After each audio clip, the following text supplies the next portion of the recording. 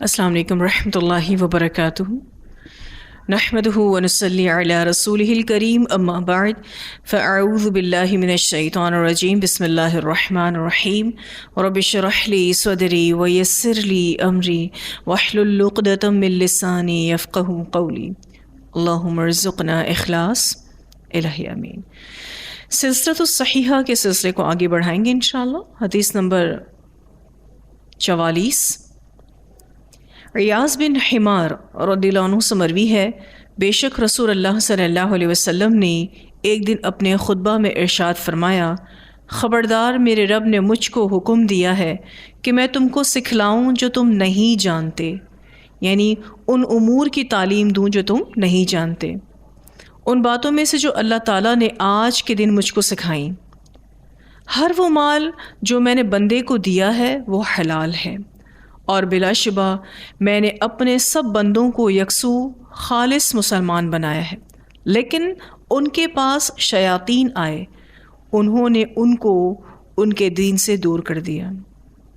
پھر اس کا نتیجہ یہ نکلا کہ جو میں نے ان کے لیے حلال کیا تھا انہوں نے ان پر حرام کر دیا، اور ان کو حکم دیا یہ کہ وہ میرے ساتھ شرک کریں، جس کی کوئی دلیل نازل نہیں کی گئی، یعنی اللہ تعالیٰ نے شرک کی کوئی دلیل نہیں اتاری۔ اور بلا شبہ اللہ تعالیٰ نے اہل زمین کی طرف جھانکا تو عرب اور عجم سمیت تمام کو گناہ گار پایا، سوائے ان لوگوں کے جو اہل کتاب میں سے باقی تھے۔ اور اللہ تعالیٰ نے کہا کہ اے محمد صلی اللہ علیہ وسلم، میں نے آپ کو اس لیے بھیجا ہے کہ آپ کو آزماؤں۔ اللہ سبحانہ تعالیٰ نے جب دیکھا کہ لوگوں میں بہت زیادہ گناہ بڑھ گیا ہے تو آپ صلی اللہ علیہ وسلم کو لوگوں کی ہدایت کے لیے بھیجا۔ تو یہاں آپ صلی اللہ علیہ وسلم نے فرمایا کہ اللہ تعالیٰ نے کہا کہ اے محمد صلی اللہ علیہ وسلم، میں نے آپ کو اس لیے بھیجا کہ آپ کو آزماؤں اور آپ کے ذریعے لوگوں کو آزماؤں۔ میں نے آپ پر ایسی کتاب اتاری ہے جس کو پانی نہیں دھو سکتا، آپ صلی اللہ علیہ وسلم اس کو سوتے اور جاگتے پڑھتے ہیں، یعنی دونوں حالتوں میں۔ اور اللہ تعالیٰ نے مجھ کو حکم دیا یہ کہ میں قریش کو جلا دوں۔ میں نے کہا اے میرے پروردگار، وہ تو میرا سر پھوڑ ڈالیں گے اور اس کو روٹی کی طرح ٹکڑے بنا کر چھوڑیں گے، یعنی سر کو کچل دیں گے۔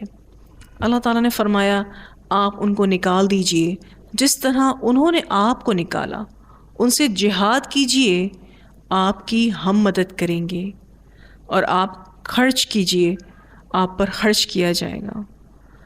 آپ ایک لشکر بھیجیں، ہم اس کی 5 مثل بھیجیں گے، اور اپنے فرمانبرداروں کے ساتھ مل کر اپنے نافرمانوں سے لڑیں۔ اور جنت والے 3 طرح کے لوگ ہیں۔ نمبر 1، منصف صاحب اقتدار، جو صدقہ کرنے والا اور اسے نیک کاموں کی توفیق دی گئی ہو۔ دوسرا، ہر قریبی رشتہ دار اور مسلمان سے نرمی کرنے والا، یعنی رحم دل شخص۔ تیسرا، پاک دامن، باوجود اہل و عیال کے مانگنے سے بچنے والا اور صدقہ کرنے والا ہو۔ اور دوزخ والے 5 طرح کے لوگ ہیں۔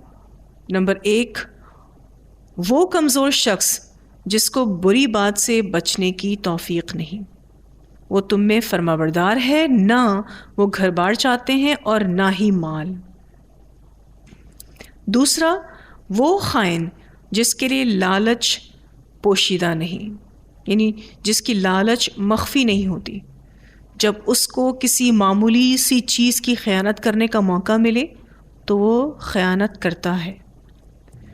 تیسرا، وہ آدمی جو صبح و شام تیرے ساتھ، تیرے گھر بار اور تیرے مال کے بارے میں دھوکے باز ثابت ہو۔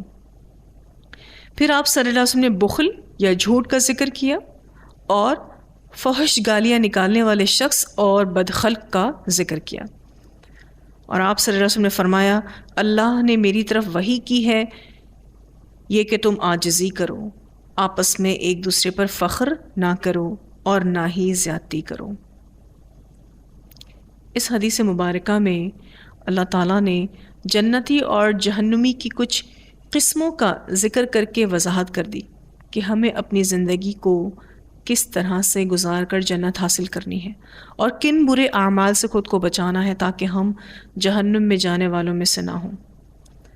خلاصہ کلام یہ ہے کہ عدل و انصاف، صدقہ خیرات، عفو و درگزر، عاجزی اور انکساری، پاک دامنی اور نرمی جنتی لوگوں کی صفات ہیں، اور فحش گوئی، بدخلقی، دھوکہ دینا، کنجوسی کرنا، خیانت اور غربت کے باوجود نیکی کی توفیق نہ ہونے کو جہنمی کی صفات بتائی ہیں۔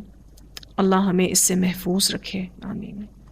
حدیث میں ایک جملہ آیا ہے کہ آپ ایک لشکر بھیجیں، ہم اس کی 5 مثل بھیجیں گے۔ اس کو آپ یوں سمجھ سکتے ہیں کہ غزوہ بدر میں اللہ تعالیٰ نے 313 مسلمانوں کی فرشتوں کے ساتھ مدد کی۔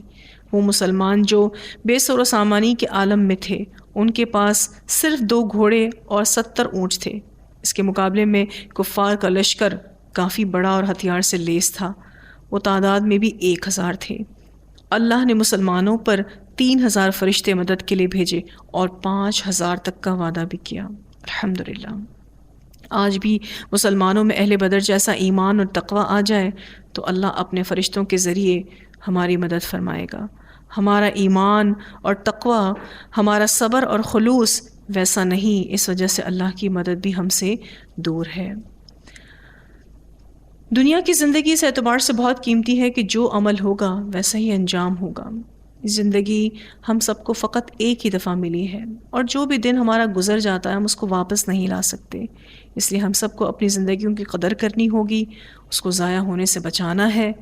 اس حدیث کے اعتبار سے اپنے اعمال کا جائزہ لینا ہے کہ جو اچھے اعمال بتائے گئے ہیں اپنے آپ کو چیک کریں کہ ہم اس کو کرنے والے ہیں بھی یا نہیں۔